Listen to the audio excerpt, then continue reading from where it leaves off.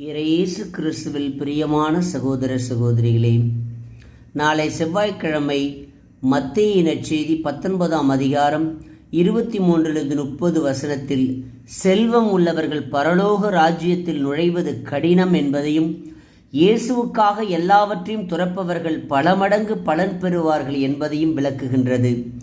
பணக்கார இளவரசன் இயேசுவிடம் வந்து தன் செல்வத்தை விட மனமில்லாமல் சென்ற நிகழ்வை அடுத்து இயேசு இதை பற்றி கூறுகிறார்.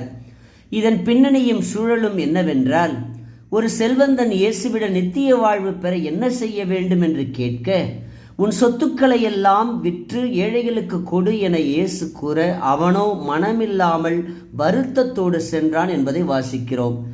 இதை பார்த்த இயேசு, செல்வந்தர்கள் தேவனுடைய ராஜ்யத்தில் நுழைவது மிக மிக அரிது என்றார். ஒட்டகம் கூட ஊசியின் காது வழியாக நுழையலாம், ஆனால் செல்வந்தர்கள் தேவ ராஜ்யத்தில் நுழைவது கடினம். சரி, நாங்கள் எல்லாவற்றையும் விட்டுவிட்டு உம்மை பின்தொடர்ந்தோமே, எங்களுக்கு என்ன கைமாறு கிடைக்கும் என்று சீடர்கள் இயேசுவிடம் இதை பின்தொடர்ந்து கேட்கின்றனர். காரணம், அவர்கள் தங்கள் உறவு, உடைமை, வீடு, காடு அனைத்தையும் கடவுளின் வழி செல்ல விட்டு வந்தனர். இயேசுவோ, எனக்காக வீடு, நிலம், சகோதர சகோதரி, தாய், தந்தை, மனைவி மற்றும் மக்களை விட்டவர்கள் 100 மடங்காய் நித்திய ஜீவனை சுதந்தரிப்பார்கள் என்கிறார். இதற்காக இயேசு குடும்பம், தாய், தந்தை, சகோதர சகோதரி, மனைவி, நிலம், வீடு அனைத்தையும் துறந்துவிட வேண்டும் என்றும், நாம் அனைவரும் ஒன்றுமில்லாமல் இருக்க வேண்டும் என்று கூறவில்லை. மாறாக, இறைவனுக்கு முதன்மையான இடம் தராமல், கடவுளுக்கும் அவரின் அன்பு செயல்களுக்கும் முதன்மையான இடம் தராமல் மனிதனுக்கு முக்கியத்துவம் கொடுத்தால் அதனால் எந்த பலனும் இல்லை என்கிறார் இயேசு.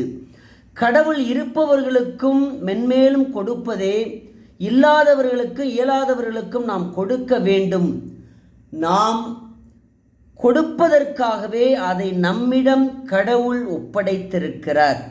அப்படி செய்தால்தான் இன்று புனித வனத்தாந்தோணியார் திருச்சபையின் புனிதராகவும் கடவுளுக்கு பிரியமானவராகவும் இருப்பது போல, நாமும் இருப்பதை மற்றவர்களோடு பகிர்ந்து கொண்டால் இறைவனுக்கு பிடித்தமானவர்களாக, இறைவனின் பிள்ளைகளாக கண்டிப்பாக வாழுவோம்.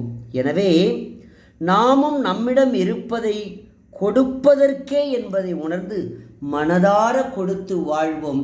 ஏனென்றால் கொடுப்பதின் இன்பம் பெறுவதில் இல்லை, கொடுப்பதால் இறைவனின் ஆசீர் பெறுவோம். ஆமேன்.